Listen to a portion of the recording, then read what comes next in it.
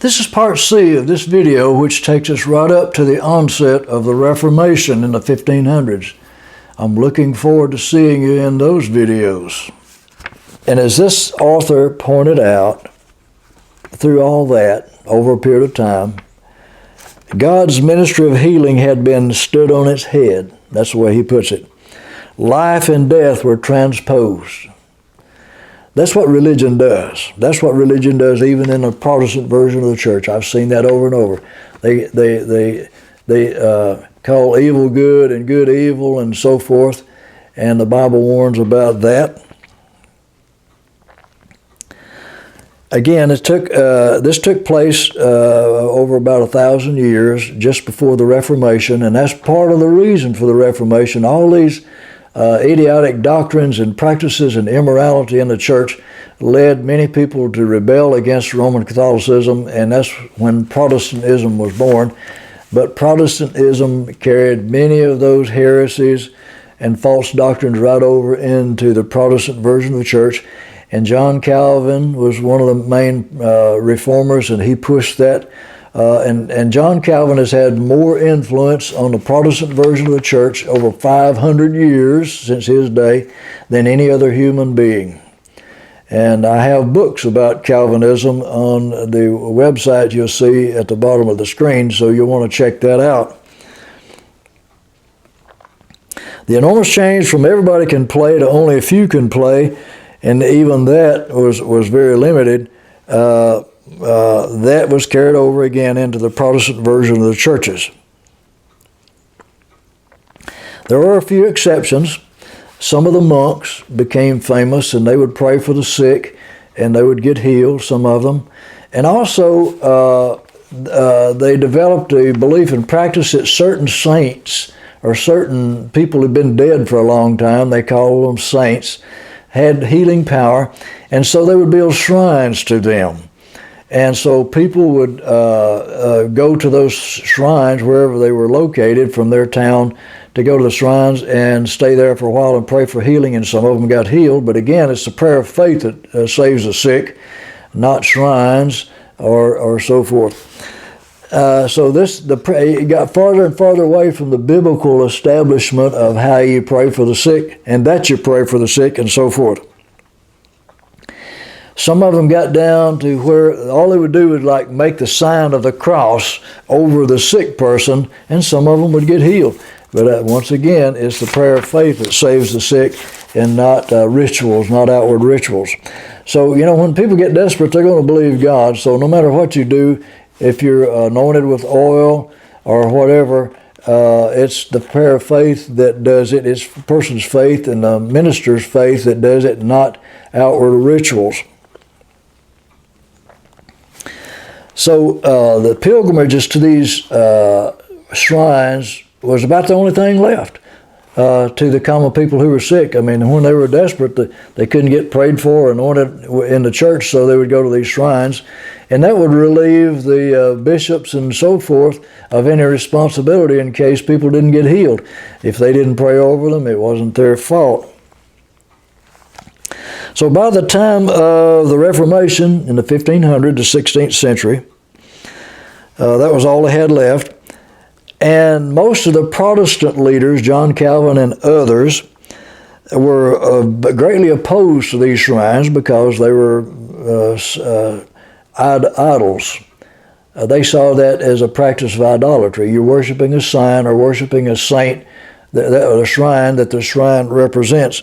And so instead of Protestants studying the Bible to find out if divine healing, praying for the sick, was a valid Bible doctrine, because Roman Catholicism had greatly distorted it, they just scrapped the whole thing. And that's what I talk about in some of my books on Calvinism and other Bible subjects, and you need to find out about those. So the Reformed churches, they're called Reformed, but a lot of things they did are not Reformation. They didn't do Reformation altogether. They did annihilation of divine healing, prayer, and faith, and a lot of other doctrines. And so the Reformed churches, the Protestant version of the churches, didn't get back to the Bible like they claimed they did. They destroyed a lot of the Bible just like Roman Catholicism had done. Also, the shrines, and also they had the practice of claiming that they'd found a grave of some saint and they found their bones, and so they would sell bones, a finger bone or a leg bone or whatever of a supposed saint, and they supposedly had power to apply to your body and heal it. It was a big money-making scheme, and that's the way the Protestants saw the shrines and all these things, and a lot of it was fraudulent and a money-making scheme, so they just scrapped the whole thing. This is the sad point of this history as we get into Protestantism, because they just scrapped divine healing, even though it was in the Bible. They didn't study the Bible to find out the truth. They just scrapped it because it had been fraudulently distorted and brought into falsehood, and they just scrapped the whole thing. And they were their doctrines became scrapped too. Their doctrines became falsehoods too, many of them, and I point them out in these books. Furthermore, just kind of introducing Calvinism a little and Protestantism a little, John Calvin introduced the doctrine of cessationism, that God determined and purposely ceased the healing ministry. God didn't want to heal people anymore. He just wanted our souls and spirits to be blessed, but not our bodies. That's Calvin. That's John Calvin. That's a lie of the devil. That's that's a demonic doctrine. I'll point all that out in my books that you need to find out about. And so Calvin taught that after the death of the last apostle, the 12 apostles, God stopped healing. That was God's decision. But in history, it was man's decision. It was the devil tempting men, church leaders, to make these decisions. And that's why you need to know these things.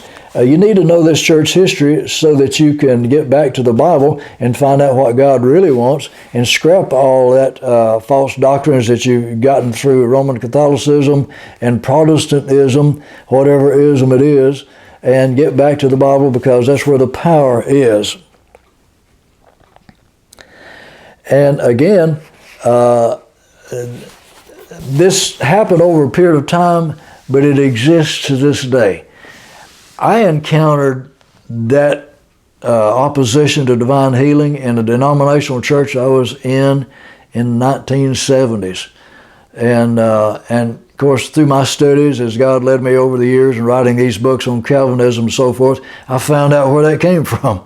It came from all the history that we've been talking about, and it came through John Calvin and other Protestants, and it was widespread in Europe. And then when people came over to America, discovered America, and started colonies over here, they brought those same heresies with them right over here. They brought the Bible, they brought some truth, but they brought their heresies with them, and it spread throughout the Northeast and throughout America and other parts of the world. And the modern church is plagued with these false doctrines and unbelief isms that came out of the Dark Ages and were carried right over into Protestantism. And in the next several videos after this, we'll continue that sad history in the Protestant version of the church and point those out so that you can know the truth, because Jesus again said it's the truth that makes you free. Only God's word is truth. Jesus said, if you continue in my word, you'll know the truth, and the truth will make you free.